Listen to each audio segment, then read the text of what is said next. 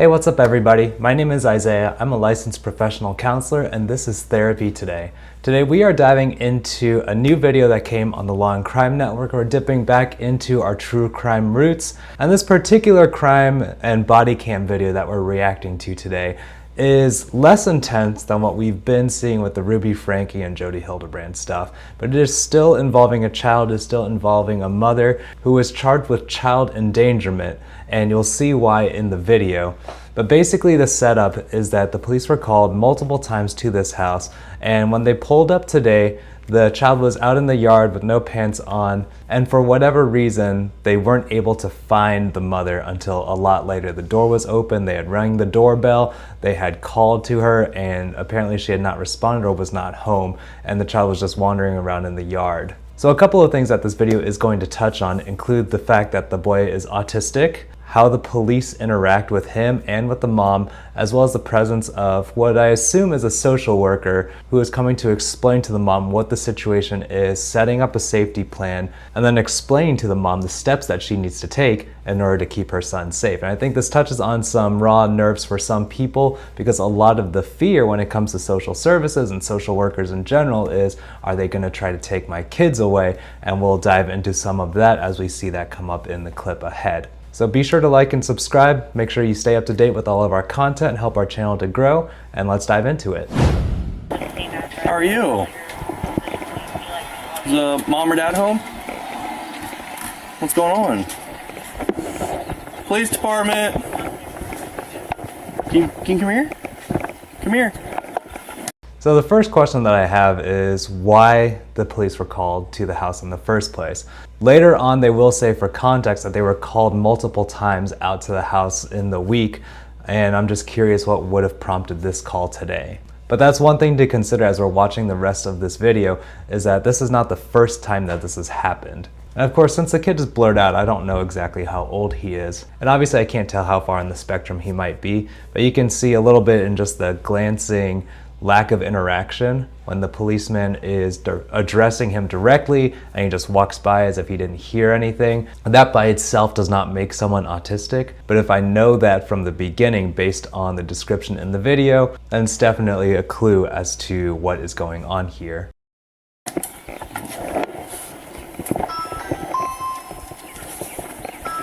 Come here, bud. Hey. Come here. Come here. No, come here. Okay, so I think there's a lot made about how police interact with people who have mental health challenges and mental illnesses, but so far this interaction seems pretty benign. Because I think knowing that the cops showed up because this was a safety call, not because anybody felt endangered by anything, I think he comes in with a really positive approach, especially when you have a kid who's an elopement risk. You never want to chase after them because they might end up running further. And so he's staying where he's at, just calling to the kid, keeping a really bright tone of voice, and just encouraging to come here, come back, trying to be as welcoming as he can. But just from the baseline here, it seems like a rather non-threatening approach, which is appropriate for the situation. Oh God. Come here, come here.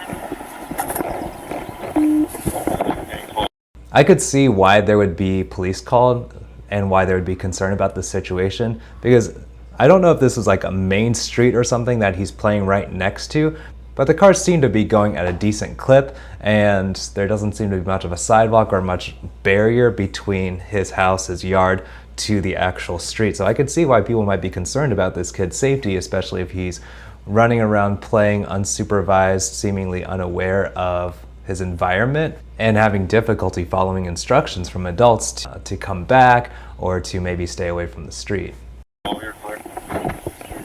Come here. Hey, Robert 15. Hey, Robert 15. Can you see if we have a phone number for the 61112 or 6112? Hi.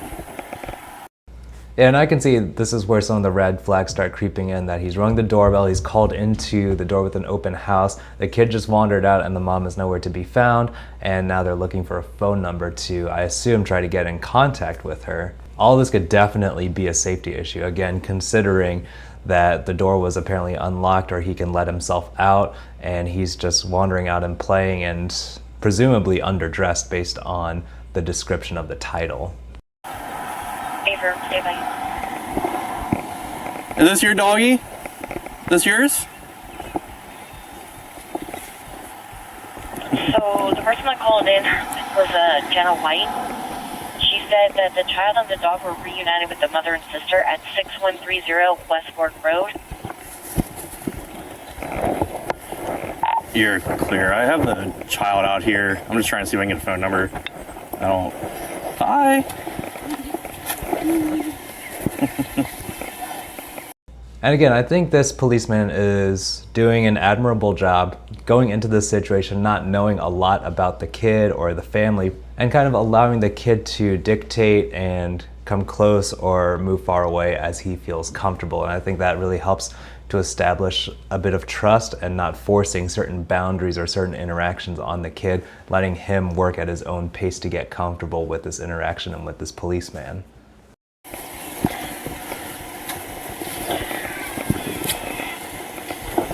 Say hi to my friend. He is. Oh, yeah. I just don't want him to run.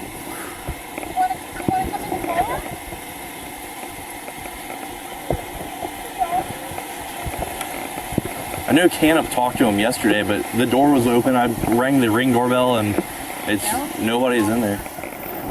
Hello.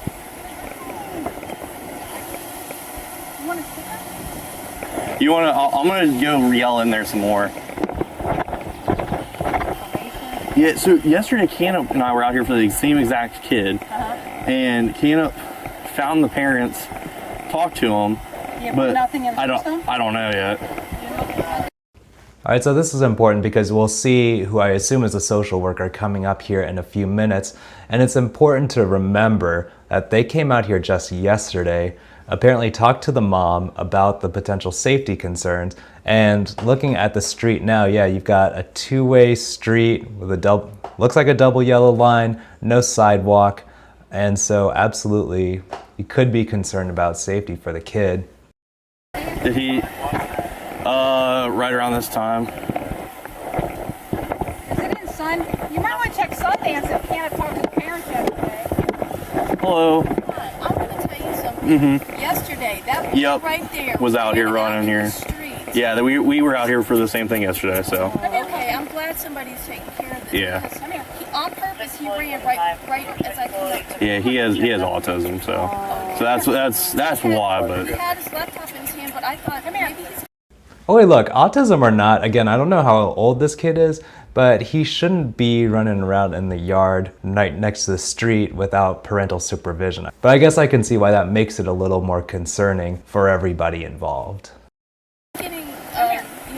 yeah, no. So that's why. But yeah, we're trying to figure it out. So thank you. Right. Yeah. So yeah. We'll let you guys search and I'll stay with him.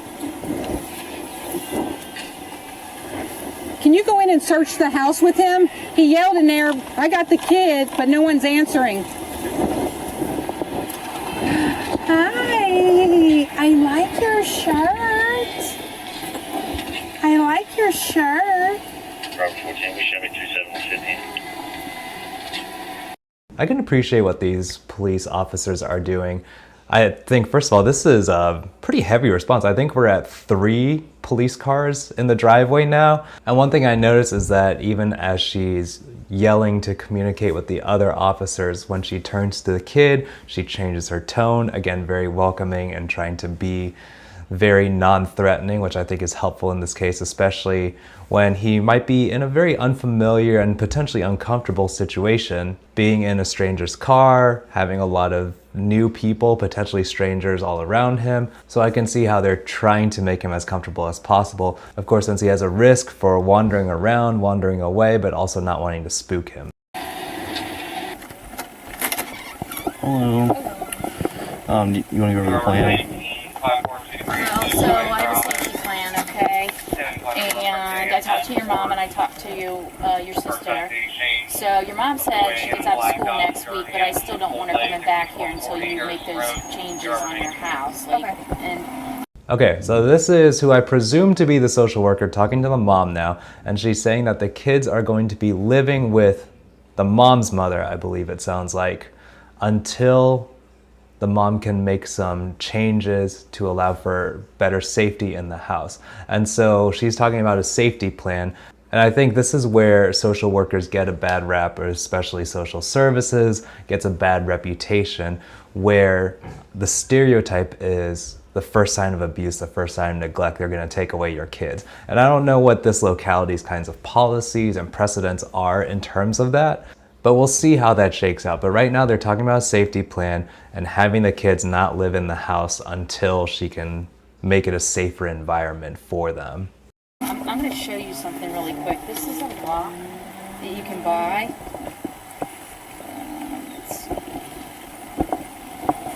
It's called a Safety First Secure Mount Deadbolt White Lock. And I guess this is what it looks like. It's on Amazon. Just like that. Okay. To get on your doors. But anyway, so I have both kids on the plan, okay? And it's just that you're agreeing to allow both kids to stay with maternal aunt, Adrian, and their grandmother, Angela. Hold on one second. So I don't know what to make of the mom's reaction so far. She seems pretty stoic about it, though I do imagine if the police had been there just the day before, talked to her about this stuff, and then the exact same thing happened the next day, she probably isn't too surprised that this is taking place. And again, I don't know how far along on the spectrum he is. I don't know what other symptoms he may or may not be struggling with. But sometimes that can be very tiring for the mom, especially if we're not seeing a dad around. I don't know whether she's a single mom or whatever the case may be, but if she's trying to work and watch the kids at the same time, then this could be a situation where maybe she was just so exhausted that she couldn't respond, or is to the point of not being able to get up and intervene when the kid runs outside. And I'm not saying that's an ideal situation. I'm not saying that's good parenting, but just the realities of the situation. Again, this is based on a lot of assumptions, as if she's a single mom and depending on her work and family situation, but just maybe being at the end of her rope, and maybe this is a way for her to get some help and intervention, maybe get a break and really be able to evaluate what she needs to do for her family and for her kids. Sorry, it's kind of scratched up. Adrian and or Angela will provide constant supervision to your son in their home. And at this time, you will have supervised contact with both of your kids. These visits will be supervised either by Adrian or Angela. In the meantime, you need to make adjustments to your home, and then we'll make adjustments to the safety plan. Okay, you're not losing. Okay, I do appreciate the way that she's explaining this. I'm not super familiar with CPS or social services and that kind of stuff, so I don't know what normal procedure might be, but it's helpful to know that this is a safety plan and she's telling the mom, this can be revised. All we need is for you to make some changes so that we know the kids are safe, and after that we can alter the safety plan based on the changes that you've made. So it gives the mom something to work towards, something really attainable and concrete to be able to change, and then her kids can come back to be living with her. Custody is just an agreement that you're able to keep a safe environment, and you'll do this by adding special lock, security system, any additional cameras, stuff like that to keep him safe. The police are going to charge you with child endangerment. That's why we've added both the kids to the plan. So I just need for you to sign this plan and initial that I read it to you. So with the child endangerment, we can Okay, important to note that the social worker was very clear she is not losing custody at this time. It's a temporary setup so that she can keep the house safer. The picture of this is really scary to a lot of parents, that a social worker shows up with a couple of cops to say that you're being charged with child endangerment, your kids are not going to be living in the house. But I think for a scary situation for potentially both the mom and the kids, that this is being handled as well as the people involved can be doing it. The social worker doesn't seem to be making any assumptions about what the mom is or isn't doing as a mother, and the police are not being unnecessarily threatening as far as I can tell. But it is a tough situation overall. But again, maybe there is something for the mom where she might need some support of her own, some intervention, or whether it is support with childcare, with finances, or whatever the situation may be that might be contributing to her not being able to make these changes that are necessary. And I do hope that before we get to the end of this conversation, that the social worker mentions that there might be some other resources for the mom to be able to move towards creating a safer environment for her kids. So what that is, so it's gonna be a misdemeanor, all right? What we'll do is I just gotta take you down to our station. I'm gonna do the paperwork, and then we'll run downtown. You'll just have to get processed in, and then it's Hamilton County, so I'm sure you'll probably just get bonded out today. So, but you'll have to go to court, stuff like that. But it's a M1, so misdemeanor. Okay, you taking me now? Or? Yeah, I'll take you now. If you want to sign everything for her, we'll get that taken care How of. are we going to get your daughter to your son? Can Angela go and I'll meet her there at your other sister's house? Or not Angela, Angel. Yeah. Angel. Sorry. Okay. So just sign there and date it.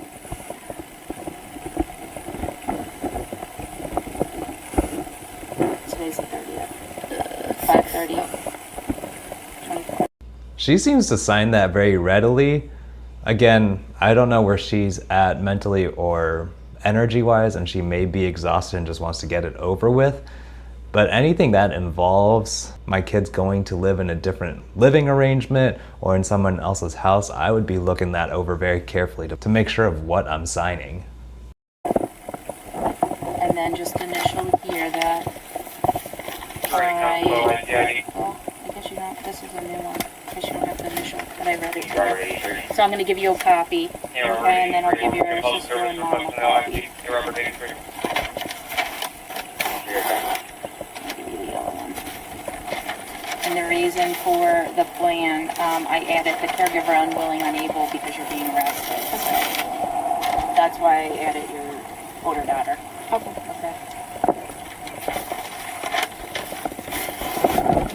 Car 811 transportation. 811 go. There you go. And then can I tell your sister? Yeah. Okay. Do you have like your phone and everything on you, or okay? Probably just grab your phone with you, and we can all. I will say, for how respectfully and I guess non-threateningly the social worker and the police are trying to handle this situation, I would be curious to see if there had been previous conversations with social services or with some kind of mental health services to be able to establish whether or not the mom needs some kind of support. Now, obviously that's not shown here, and this may be the culmination of a lot of different interactions with DSS or CPS, but I am hoping that those conversations happened previously so that this is not the first time the mom's being told, like, hey, this is a problem, or you need to do some things differently. If you're not able to, then here are some resources for you to reach out to so that something can change, because otherwise it would really feel like she was just being set up for this to happen in the end. So we can, while they're moving the car in and everything, we can wait to get, because you need your house key to get back in, won't you? Yeah. So we'll You're just going to get some stuff and then head over there?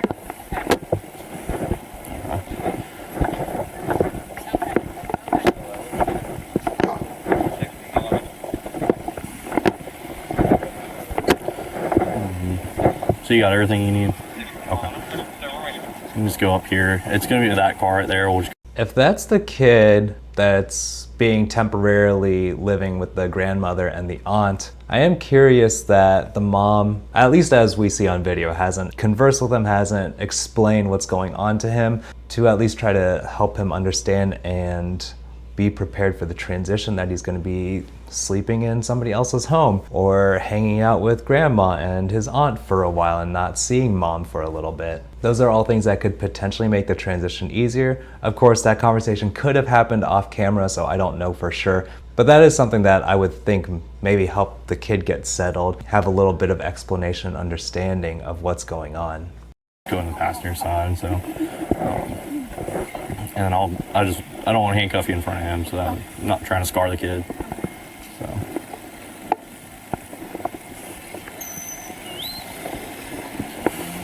All right, ready? Am I gonna take my phone charger? My phone 5% if it's in there. Yeah, if you want, is it in the car? Yeah. Okay, yeah, we'll grab the.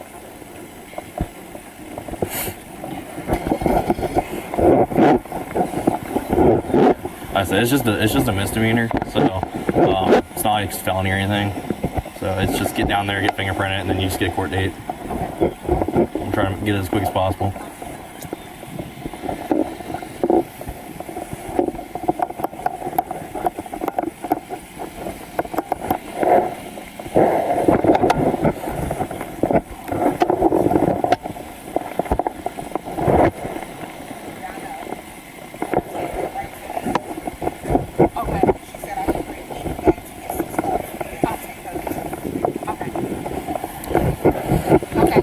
And once they give you a bond, you can call. They'll pull numbers out. They can pull numbers out. You know her number? Yeah. I know.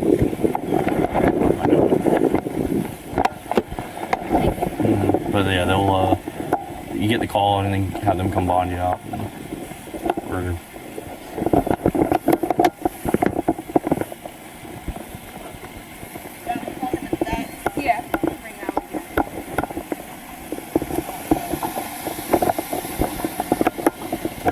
charger.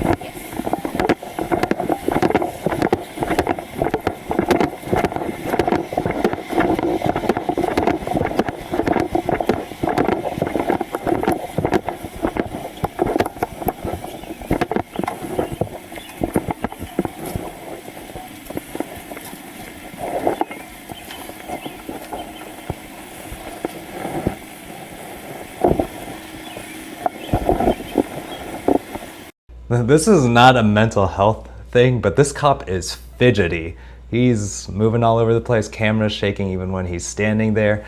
But one thing that does pop in my head as a question is that this house seems pretty nice, decently large. You've got a 2-car garage, a long driveway, nicely taken care of lawn. So I am curious kind of what the situation is where either maybe the mom doesn't have babysitting or childcare or isn't able to keep up with the kid. And I'm not saying that money fixes all those problems, but that there are avenues where the money might have prevented this situation in terms of being able to purchase some of the deadbolts earlier, or maybe that her work schedule might be more flexible depending on what she does for work. So that's just something that I'm kind of curious about, and that would be something that if she were to come in for an intake or something like that, I was kind of curious about the circumstances that led to this kind of repeated situation leading up to the kid having to be part of the safety plan and move to a different house temporarily.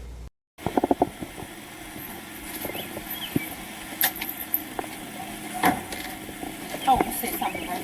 I got a pen and everything. Yeah, we'll get it all pulled out for you. So.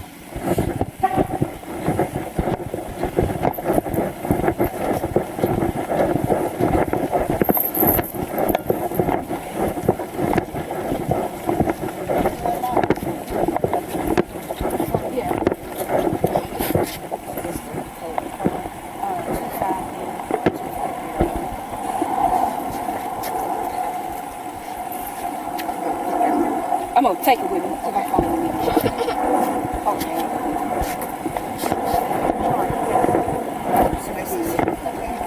Okay. You want to, so you can have it?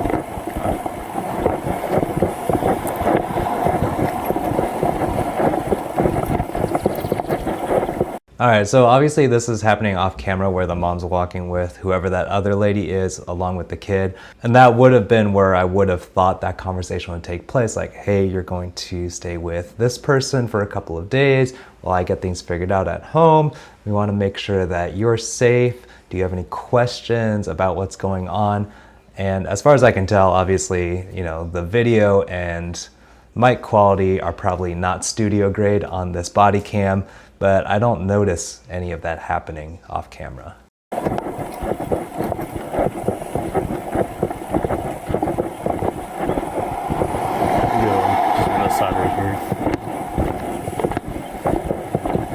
gonna put your hands behind your back. Just roll your thing up, okay? So, you've been cool with me, so I'm not trying to be a dick or anything like that, so.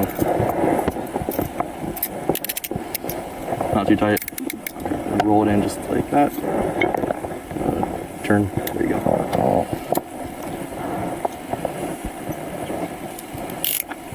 Not too tight. These real quick.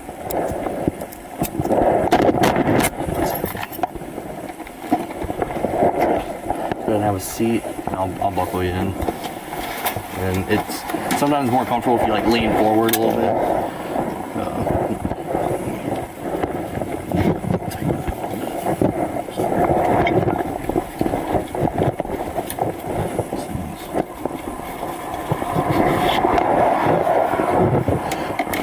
And once we get to the PD, I'll take you out of those so you're not sitting in those, and then we'll go from there, okay? Wow, okay, so I guess the child in question was less of a main character in this story, but I think there's a lot of background information that I don't know and was not provided in the context of this video. Again, kind of the financial situation for the mom, what is kind of the mental situation for the mom, and emotional situation for her that maybe led to these repeated occurrences of the police being called. It maybe would have been interesting to have an interview of the mom after she was booked and kind of what she thought and felt about the situation. But I do feel like, for my understanding of the case at least, all of the professionals involved were trying to be as respectful and kind as possible while doing what they needed to make sure that the kid was going to be safe. Again, I think it's important to keep in mind that this is the second time in 2 days that the police were called out to the house. It sounded like there had been previous incidents before that, and obviously the neighbors had noticed that this was happening frequently anyway, and the fact that he was underdressed and wandering around not really responsive to instructions right next to a fairly busy road, I can see the precaution involved in the case. And it is sad to say that there are some families that necessitate there being a Child Protective Services, a Department of Social Services, because sometimes there just isn't a safe environment for a child to be in, whether that's because of active abuse or neglect. And I do hope, like I mentioned earlier, if anyone does come across that kind of situation, that there have been multiple conversations, whether it was with police or with social services beforehand, for there to be interventions for them to help and try to create a safer environment for the child before it gets to the point of them having to live in a different home for a couple of days or even losing custody entirely. My hope is that that never comes as a surprise to somebody, that there would have been plenty of conversations, plenty of heads up that, hey, you need to do this, you need to change this is not okay. And then if it gets to that extreme kind of step, that it doesn't come as a surprise. But again, that's always hard anyway, to have a family be separated, especially under circumstances like this. But yeah, thank you all so much for watching. Again, please do like and subscribe. That helps the channel to grow, helps us to create more content, whether it's these reaction videos, reacting to different musical artists, or just explaining some of the behind the scenes of therapy and a therapist's mindset. So again, thank you all so much for watching this video. I'll see you all next time.